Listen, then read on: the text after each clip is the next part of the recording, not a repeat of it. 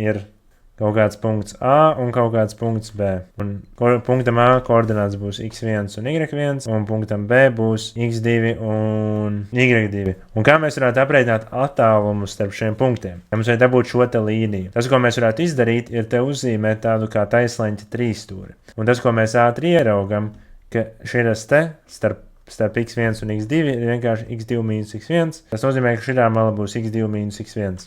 Tātad atstarpe starp y2 un y1 būtu vienkārši y2 mīnus y1.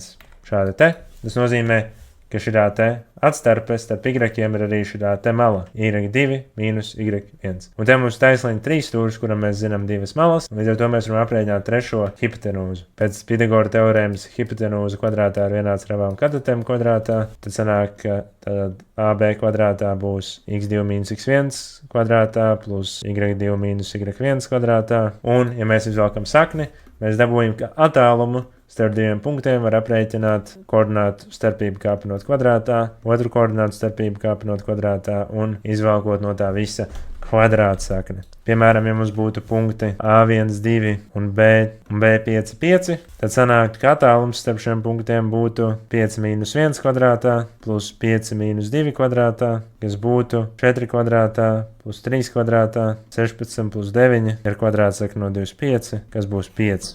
Komentārā ieraksti, kāds ir attālums starp šiem diviem punktiem, un uzdevums ir atrasināts.